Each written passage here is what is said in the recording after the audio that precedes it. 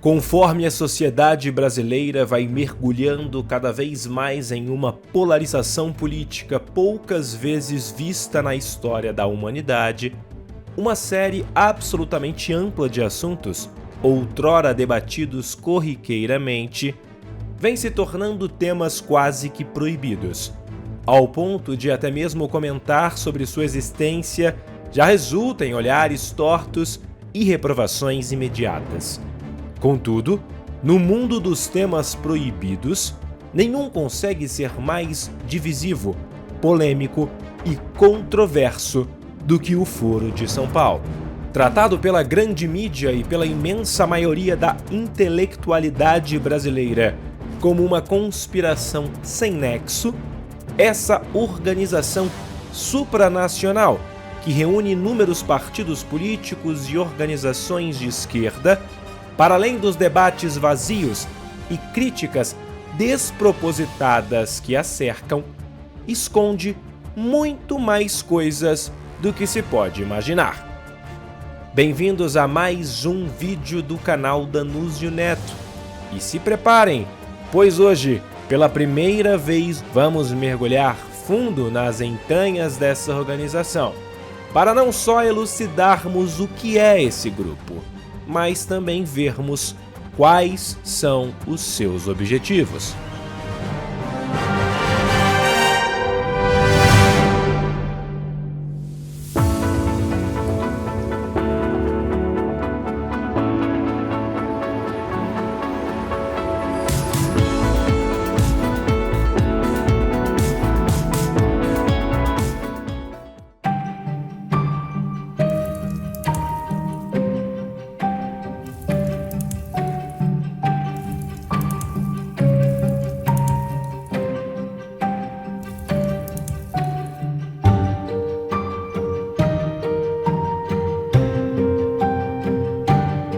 Tal como qualquer infecção, doença ou praga,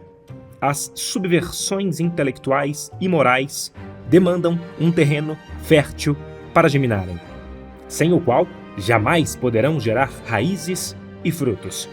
E dentre todos os momentos da história humana, poucos foram mais adequados para a geminação desse tipo de pestilências do que o século XX. Envolto em caos desde os seus primeiros anos, esse século, mais do que qualquer outro, acabaria sendo palco de muitos eventos devastadores, tais como a Primeira Guerra Mundial, o colapso de parte das monarquias europeias e o crescente fortalecimento do movimento comunista, que, se aproveitando desses dois eventos anteriores, conseguiu fincar posição em um território dos mais conturbados, a Rússia, dando assim origem em 1922 à União das Repúblicas Socialistas Soviéticas. Despótica, a União Soviética ergueu-se no cenário geopolítico mundial do século XX, como um dos principais motores da degradação moral e intelectual do mundo civilizado, ao passo que menos de 20 anos após o seu advento, esse verdadeiro império comunista já havia se envolvido diretamente em nada mais nada menos do que 4 grandes guerras, tendo invadido somente a Polônia em 2 ocasiões diferentes, a primeira em 1919, antes de sua consolidação total como RSS, e a segunda em setembro de 1939, o que ajudou a expandir mais ainda a Segunda Guerra Mundial. Os soviéticos também haviam empreendido esforços militares de ocupação contra os países bálticos. A Finlândia e até mesmo tinham enviado tropas para auxiliar os comunistas espanhóis durante a Guerra Civil que se abateu sobre a Espanha entre 1936 e 1939. Diante desses fatos, um observador mais atento poderia se questionar: mas quais seriam as razões de tantas guerras? Seria por poder, dinheiro ou mesmo somente por coisas ainda mais simplórias, como satisfazer os desejos de glórias dos líderes da União Soviética? De certo modo, todas essas razões podem ser levantadas como causadoras desses conflitos, pois, como um bom Estado corrupto e cleptocrático, a União Soviética tinha uma fome insaciável por recursos e poder. Entretanto, As principais razões que fomentaram suas invasões, investimentos no exterior e demais atos de beligerância não foram outra coisa senão o desejo doentio e irremediável dos seus líderes de espalhar o socialismo pelo mundo. Tamanho era esse desejo que nem mesmo uma aliança com o mais desprezível dos líderes foi questionada, pois absolutamente nenhum crime seria terrível o bastante caso os objetivos dos soviéticos de expandir o socialismo pelo mundo fossem alcançados. Assim sendo, antes do final dos anos 30, a liderança da União Soviética fechou um acordo secreto com a Alemanha nazista, onde, para além de prometer não se aliar com os inimigos mais imediatos dos alemães, Império Britânico e França, os socialistas se comprometiam a auxiliar os alemães em suas guerras vindouras. Tamanha foi a fidelidade dos soviéticos a esse acordo, que entraria para a história como o Pacto Ribbentrop-Molotov, e que eles não se limitaram a observar inertes as guerras dos nacionalsocialistas, como também participaram diretamente delas. Seja pelo envio de tropas para lutar contra os poloneses em setembro de 1939, na invasão iniciada pelos alemães, seja no envio de commodities fundamentais ao esforço de guerra germânico, a União Soviética se provou uma aliada fiel dos alemães. Ao passo que na madrugada de 22 de junho de 1941, poucas horas antes dos próprios alemães os invadirem, os soviéticos enviaram outro trem carregado de trigo para a Alemanha.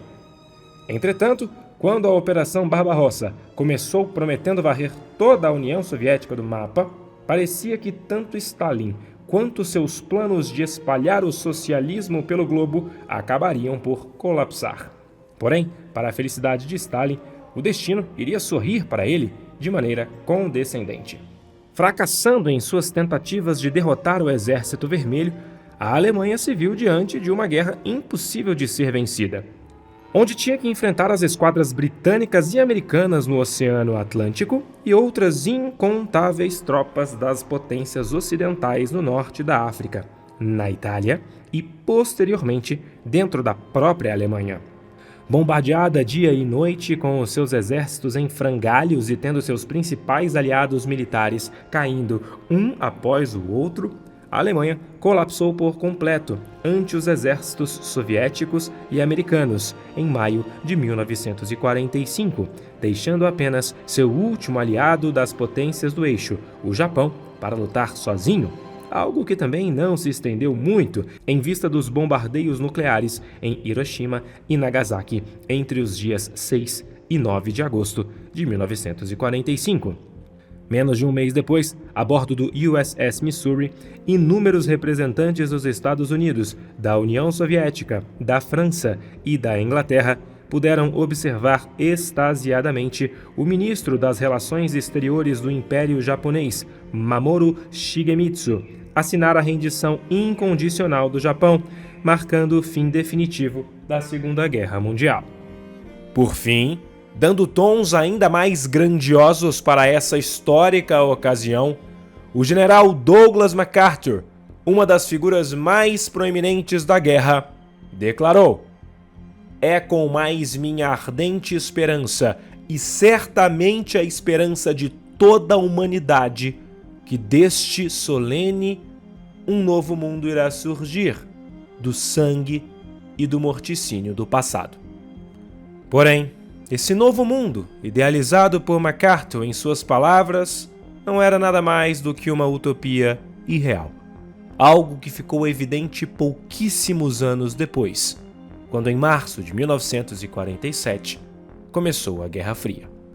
Encarada muitas vezes como uma simplória luta para definir se o mundo seria capitalista ou comunista, esse imenso período de tensões geopolíticas entre o bloco liderado pelos americanos, composto pela maioria das democracias ocidentais, e o bloco liderado pelos soviéticos, composto por uma série de ditaduras e estados anexados após o fim da Segunda Guerra Mundial, remodelou tremendamente o modo como as guerras seriam travadas e como as nações imporiam sua influência. Contudo, essa modificação nas perspectivas da imposição de influência é bem mais ampla do que se pode parecer em uma primeira olhada.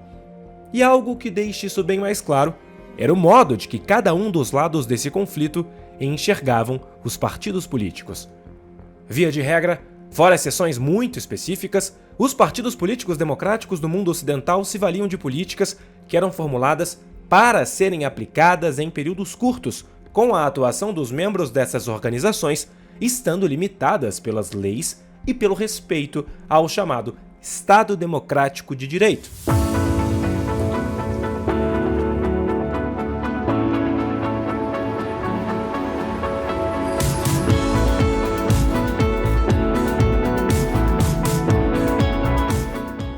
Porém, figurando em uma posição diametralmente oposta aos partidos democráticos do Ocidente, estavam os partidos revolucionários, apoiados pelo Bloco Oriental, mais precisamente organizações socialistas e comunistas, que, juntamente com as habituais divergências ideológicas e de pensamento, não encaravam a disputa política apenas como um debate de ideias ou de propostas, mas sim como uma extensão dos conflitos revolucionários, onde vale tudo para conseguir o poder.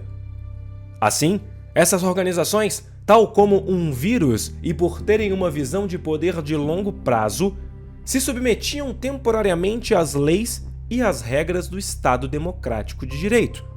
única e exclusivamente para subvertê-las com o passar do tempo e, por fim, remodelar o Estado. No entanto, vale ressaltar que o termo partido político tende a ser bem mais elástico e móvel quando se trata dessas organizações revolucionárias, já que para elas, em vista do fato de seus inimigos obedecerem a uma suposta ordem burguesa vigente, qualquer grupo que estivesse disposto a lutar a seu lado em prol da revolução, por mais criminoso que fosse, tendia a ser bem aceito. Desse modo, apesar de seus exércitos se degladiarem nas florestas do Vietnã ou nas cidades da Coreia, a verdadeira batalha entre os blocos capitalista e comunista ocorria entre os partidos políticos. Batalhas essas que os comunistas, por não se submeterem às regras vigentes, tinham uma grande vantagem. Porém, apesar de fortuita, essa vantagem não era o suficiente para expandir a influência do comunismo pelo mundo, já que sem estratégias bem formuladas, rapidamente essas organizações seriam esmagadas pelo peso dos grupos democráticos e pela lei.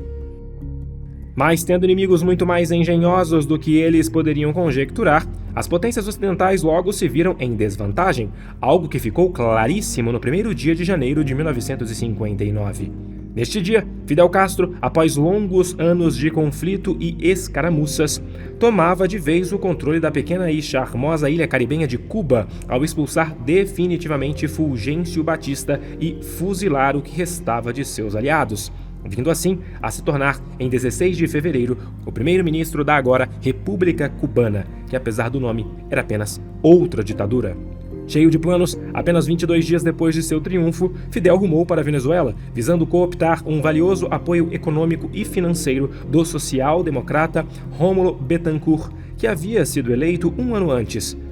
Mas apesar de todas as suas esperanças de conseguir apoio, Fidel fracassou, saindo da Venezuela de mão abanando e sem seus tão queridos recursos. Mas como um bom tirano, que tinha ao seu lado lunáticos como Che Guevara, o maníaco que fuzilou pessoalmente dezenas de pessoas, Fidel fez questão de não deixar que a falta de auxílio do governo venezuelano saísse impune, começando, nos anos 60, a apoiar diretamente guerrilhas venezuelanas, fornecendo treinamento, conselhos e até mesmo armamentos, com o objetivo de desestabilizar o governo de Betancourt.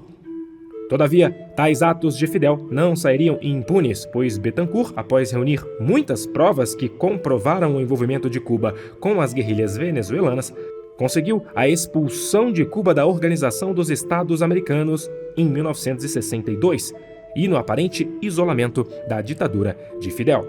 Mais firme em seus objetivos de espalhar o socialismo e caos pelo mundo afora, esse isolamento não foi o suficiente para interromper os planos de Castro, que se tornaram ainda mais ambiciosos e nefastos conforme o passar do tempo, resultando, em 3 de janeiro de 1967, na organização da chamada Conferência Tricontinental dos Povos Africanos, Asiáticos e Latino-Americanos, que foi realizada justamente em Havana, capital de Cuba. Dentre os presentes, compareceram 513 delegados representando vastos grupos, juntamente com 64 observadores e 77 convidados, com a maior delegação desse evento sendo encabeçada pela União Soviética, que enviou 40 membros para a conferência. Unidos em prol de suas ambições fanáticas, os delegados presentes dessa conferência fecharam um acordo dos mais tenebrosos, onde justamente, com críticas vazias ao que chamavam de imperialismo yanqui, eles definiram que Havana se tornaria nada mais, nada menos que o quartel-general de uma imensa trama, onde grupos terroristas e guerrilhas espalhadas por 3 continentes poderiam receber apoio e coordenação para suas operações. Além disso, foi definido que a liderança por essas ações viria direto da União Soviética, ampliando ainda mais o poder do colosso gélido, em detrimento da China, que vinha se fortalecendo. Outro ponto era que, em vista da expulsão de Cuba da OEA 4 anos antes, essa organização deveria ser desmoralizada pelos membros da conferência, resultando assim em uma resolução que não reconhecia a OEA como uma autoridade, nem legal, nem moral, permitindo que, por iniciativa de Salvador Allende, fosse erguida uma outra organização, a OLAS, ou Organização Latino-Americana de Solidariedade, que já em sua primeira declaração afirmou categoricamente que a luta armada e a formação de guerrilhas eram o meio de estender a revolução no continente americano. Subsequentemente, quase 15 anos após esses eventos, mais especificamente em 1979, na minúscula Nicarágua, lutas ferozes irrompiam, com os membros do grupo socialista FSLN, a Frente Sandinista de Libertação Nacional, sendo apoiados fortemente por Fidel. Porém, diferentemente do que havia feito em outros eventos, Fidel concentrou muito mais esforços do que o normal nesse conflito, especialmente por conta das severas divisões que existiam entre as lideranças dos sandinistas. Havia a tendência da guerra popular prolongada, com alguma influência maoísta e vietnamita, que acreditava no fortalecimento a longo prazo das bases camponesas das montanhas, cujo comando estava nas mãos de figuras como Tomás Borge e Bayardo Arce. Havia a tendência proletária, mais voltada para a importância revolucionária do proletariado urbano e rural, comandada por Jamie Willock e Carlos Núñez Telles. E por fim, ainda existia uma terceira via, chamada tendência terceirista, associada aos irmãos Daniel e Humberto Ortega, que defendia alianças com a oposição burguesa. Astuto e tendo como norte sempre o avanço do comunismo, Fidel se esmerou para contornar as divisões entre esses grupos antagônicos, tornando viável que já em junho de 1979, após os sandinistas lançarem uma ofensiva de larga escala, o poder da Nicarágua ficasse nas mãos deles. Tomados de orgulho e por um sentimento de alegria dos mais perceptíveis, cerca de 12 meses após o seu triunfo militar, em julho de 80, os sandinistas organizaram amplos desfiles militares para comemorar sua vitória, que contaram com a presença de inúmeros dignatários estrangeiros. E dentre os presentes estava o líder de um recém-fundado partido de esquerda, que foi recebido com toda pompa e circunstância, um tal de Luiz Inácio Lula da Silva. Jovem, cheio de energia e dotado de uma ambição inquebrantável, Lula vinha ganhando cada vez mais destaque no Brasil por conta de sua participação em greves e por conta de sua inflamada oratória, que cada vez mais ia galvanizando o apoio de vastas porções da sociedade no país. Tamanha influência não escapou aos olhos atentos de Fidel, que em 19 de julho daquele longínquo ano de 1980 conheceu Lula e mais do que imediatamente ficou interessado no metalúrgico tupiniquim, vendo nele não apenas um modo de avançar com a revolução em outra nação, mas principalmente um meio para impedir o colapso econômico cubano, que já se avizinhava. Na ocasião, o principal financiador da ilha caribenha, o vasto Império Comunista da União Soviética, cambaleava, já dando sinais de que o seu fim, outrora considerado algo irreal, era mais do que provável em um futuro não muito distante. Isso, aliado com as trocas corriqueiras do secretário-geral do Partido Comunista, o enfraquecimento da economia soviética,